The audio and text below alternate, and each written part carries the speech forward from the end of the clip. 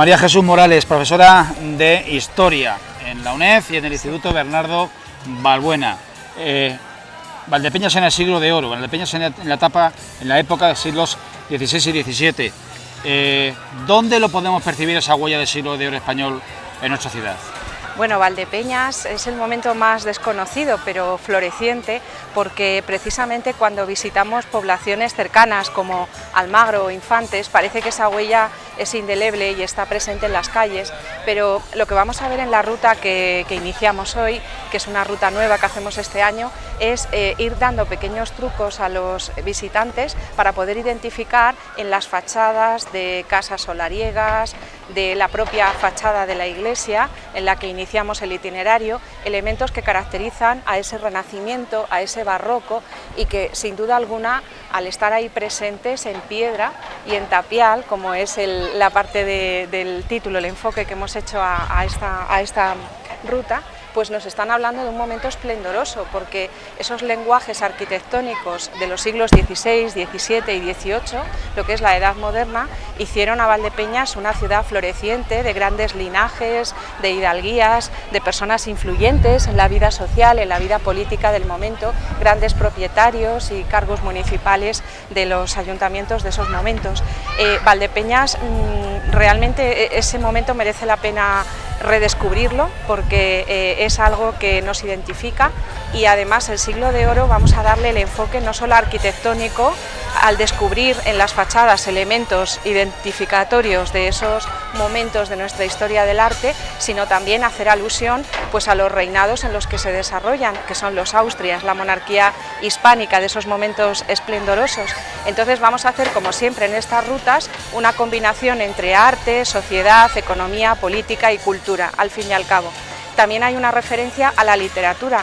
Hablaremos de uno de los personajes más insignes de nuestra literatura local, como fue Bernardo de Balbuena, obispo de Puerto Rico y autor de La grandeza mexicana, que también da nombre al centro educativo del que procedo.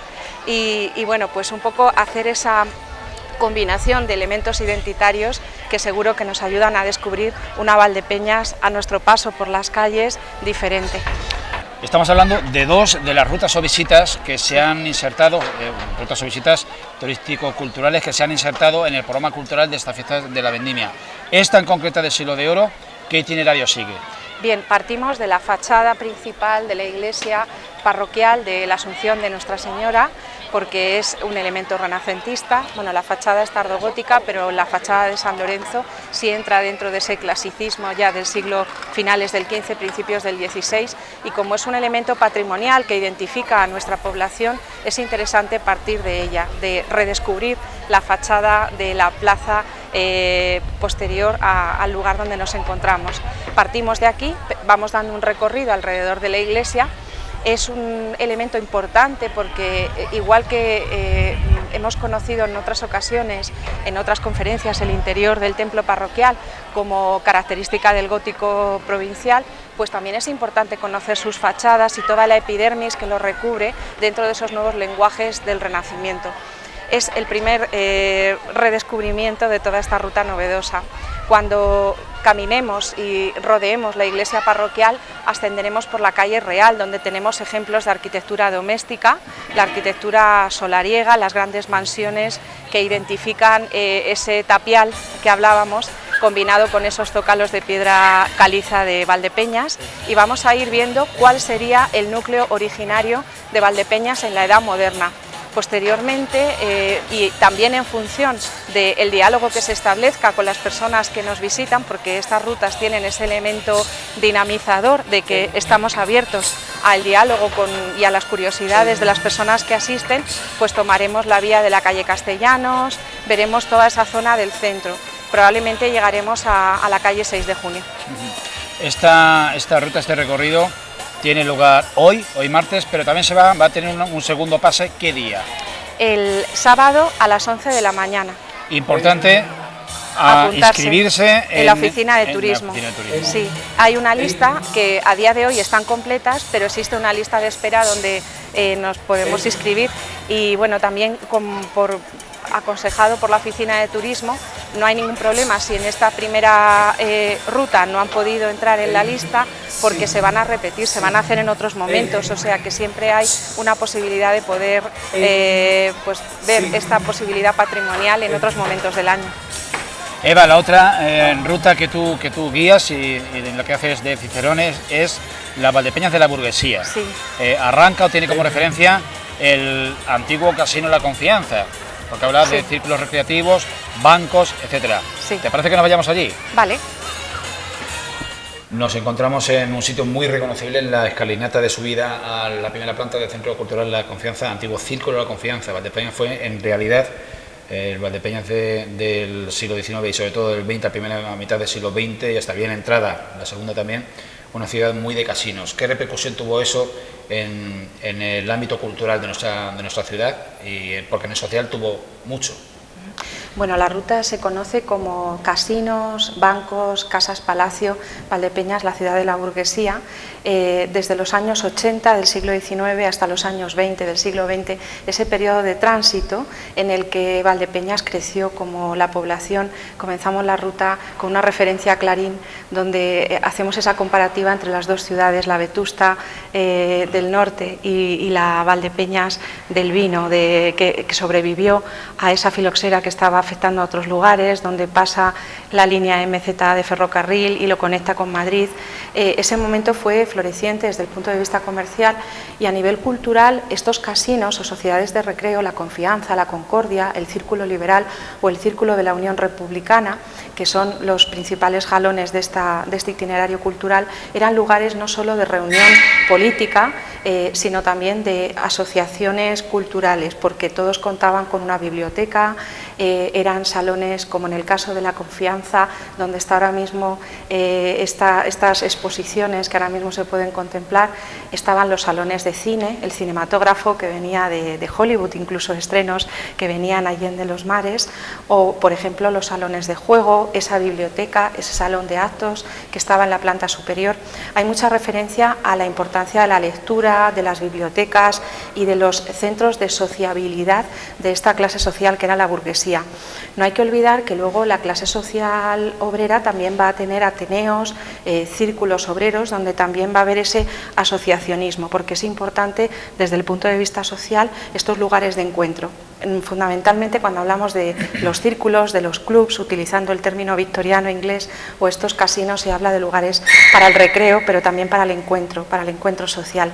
Y bueno, pues vamos a conocer, partimos de La Confianza, recorremos la calle Real en dirección a Pintor Mendoza y ahí conectamos, atravesando la calle ancha Capitán Fillol, para llegar al Paseo de la Estación. Ese itinerario va recorriendo estos 4 casinos que están fundamentalmente aquí, que es el más antiguo como institución, aunque luego el edificio del ilicitano Coquillat Llofriu, que es un arquitecto que está en Barcelona en contacto con el modernismo de Gaudí, pues es de principios del 20, pero vamos a ver que los principales casinos, el Casino de los Señoritos, el de La Concordia, el Casino Republicano, que está enfrente del Liberal, pues van a estar en torno a Capitán Fillol o Pintor Mendoza, y vamos a ver una relación directa entre estas zonas de recreo y de socialización con las entidades financieras, los principales bancos. Vamos a llegar hasta la conocida popularmente como Casa de las Telas, que era una entidad financiera.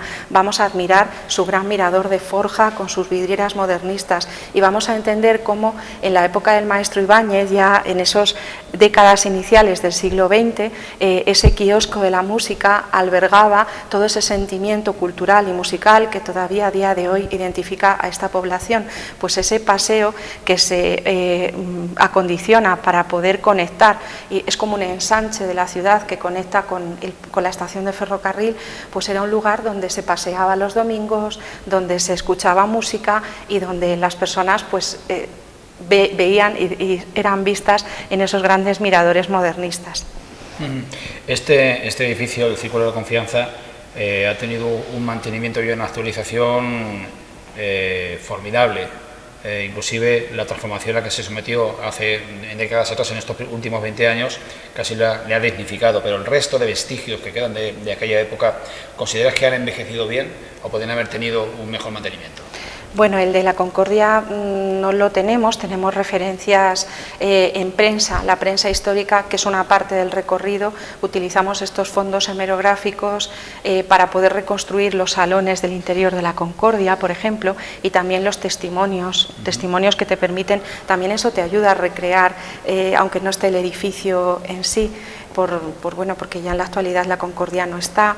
Pero sí podemos desde enfrente, desde la acera de enfrente, donde está una importante casa solariega también, que veremos hoy en la Ruta del Siglo de Oro, pues se puede un poco rememorar qué podía significar ese casino tan emblemático. Y luego sí que creo que es un acierto que tanto el Círculo Republicano como el Liberal tengan una finalidad turística, hostelera, que el lugar donde están ubicados, que está muy cerca de la calle ancha, de la calle 6 de junio, siga teniendo esa vocación de socialización con la que se creó, que sigan siendo lugares para el encuentro, pues cafés, hoteles, que siga teniendo esa función, porque realmente es dar una vida al edificio conforme a la identidad con la que se fraguó. Y creo que en ese sentido sí que podemos, a través de esta ruta, hacer reconocibles como esos rasgos que permiten identificar algo que no se ha perdido del todo, porque sigue estando en el recuerdo. Es interesante también ese contacto con las personas que asisten, porque ellos te van transmitiendo también sus recuerdos. Cuando de pequeños vieron esa escalinata que estaba en la Concordia, cuando fueron a un centro médico en el que se convirtió uno de los casinos, es muy interesante. Pienso que una de las características que tienen estos itinerarios en este momento concreto de las fiestas de la vendimia y del vino, en que mucha población vuelve a su pueblo, se reencuentra con su patrimonio y se reconoce en la cultura. Yo pienso que tiene esa finalidad social de compartir, de seguir siendo lo que esos centros de recreo, un lugar para reencontrarnos, para compartir, para sociabilizar y para tener ese contacto con la cultura tan necesario cada vez más. En lo que mi memoria me permite, de lo que es el programa de las fiestas de este año, hay al menos una ruta más, que es una visita al Museo de los Molinos, para conocer el legado de Eusebio Vasco, sí, a Valdepeñas. Eva, en su conjunto, todas estas propuestas, ¿qué seguimiento están teniendo por parte del público? Pues la verdad que lo comentábamos, ¿no?, lo importante que es la inscripción en la oficina de turismo, porque estas rutas están teniendo un seguimiento muy importante por parte de los visitantes. Además, cuando preguntamos la procedencia, muchos de ellos son valdepeñeros que repiten, porque la ciudad de la burguesía, que ya la iniciamos el año pasado, hay personas que me decían que habían repetido, que le había gustado, que querían volver a conocer lo que se veía en esa ruta, y luego también visitantes. Luego también a mí me despierta curiosidad cada año cuando hago estas rutas, porque ya cuando viajo o cuando voy a otros lugares voy con la vista puesta en esos elementos en común para poder enriquecer la ruta que hagamos ese año. Por ejemplo, este año he estado en el norte y sí he visto otros casinos, otras entidades similares de ese momento y de esas características artísticas. Yo creo que cada año son diferentes, enriquecen a través del diálogo con las personas, que es lo que hace que la cultura se comparta. El seguimiento es muy bueno, hay una lista de espera extensa, incluso personas que se acercan y preguntan si pueden unirse en otra ocasión porque están completas, y la verdad que eso pues es algo muy bonito, porque ves el interés que tiene este pueblo por su cultura, por identificarse y por prodigarse en cada elemento que se reconoce en estos itinerarios culturales. Gracias, Eva. A vosotros.